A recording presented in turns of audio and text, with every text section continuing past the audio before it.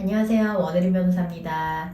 저의 첫 영상으로 성폭력 피해자 고소 시 유의할 사항을 말씀드리려고 합니다. 첫째, 고소인 조사 전에 사건 타임라인을 정리해보고 가세요.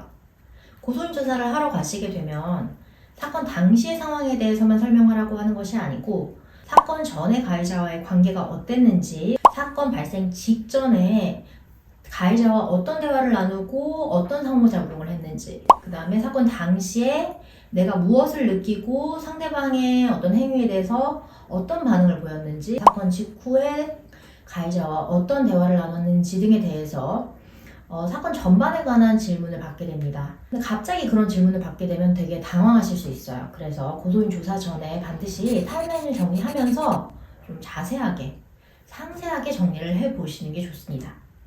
고소인 조사 시작 즈음에 수사관님께서 영상 녹화를 하시겠습니까? 라고 물어보실 거예요. 영상 녹화 반드시 하실 필요는 없습니다.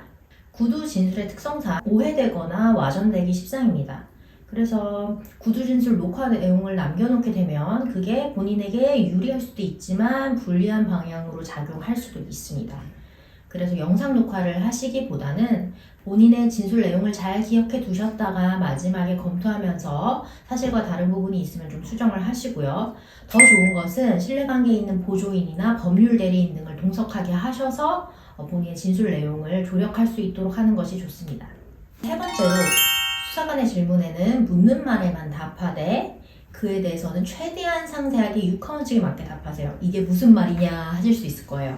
묻는 범위를 넘겨서 답하시다 보면은 괜히 할 필요 없는 말까지 할 수도 있기 때문에 묻는 범위 내에서만 답하셔야 합니다. 다만 묻는 질문에 대해서는 그냥 단답형으로 하지 마시고요. 있는 사실에 대해서는 상세하게 답하시는 게 좋아요. 예를 들면 너 친구랑 놀다가 왜 갑자기 물을 마시러 갔니? 이런 질문을 받으면 그냥 목말라서요 라고 답하지 마시고, 친구랑 1시간 정도 놀았는데 그때 기온이 33도고만 햇빛이 위에서 내리쬐니까 너무 더워서 말할 힘도 없었다. 그래서 갑자기 그냥 물을 마셔야겠다는 생각에 편의점으로 달려가서 물을 사왔다. 이런 식으로 설명을 하시는 겁니다. 네 번째, 모르는 부분이나 기억이 안 나는 부분이 있으면 지어내려고 하지 마시고요. 있는 그대로 답하시면 됩니다. 모르는 부분에 대해서는 모른다, 기억이 안 나는 부분에 대해서는 기억이 안 난다 라고 말씀을 하시고, 나중에 진술을 하다가 기억이 나시면 그때 가서 기억이 난다고 하시면서 진술 내용을 보완하시면 됩니다. 마지막 5번째, 진술조사 초안 검토 시 시간에 쫓기지 마시고 눈치 보지 마시고 충분히 꼼꼼하게 검토하시기 바랍니다. 진술 조사를 마치고 나면요, 수사관님께서 진술 조사 초안을 건네주시면서 진술한 내용과 다른 부분이 있는지 한번 보시라고 시간을 드릴 겁니다. 그때 이제 앞에 수사관님 있고 막 왠지 내가 오래 검토하면 안 될 것 같고 이런 느낌에 좀 시간이 쫓기시기도 하는데 그러시면 안 됩니다.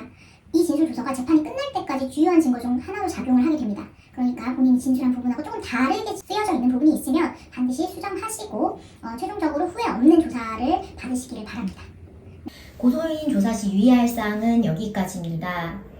고소인 조사 웬만하면 평생에 한두 번 받기 힘든 일이기도 하죠. 그래서 본인이 피해자여가지고 고소인으로 조사를 받으러 가는 건데도 굉장히 떨려 하시는 분들도 많아요. 근데 당황하지 마시고 가서 당당하게 진술 조사 받으시길 바라고, 그러기 위해서 사전에 이와 같은 준비하셔야 된다는 거 유의하시고 가시면 좋겠습니다. 네, 감사합니다.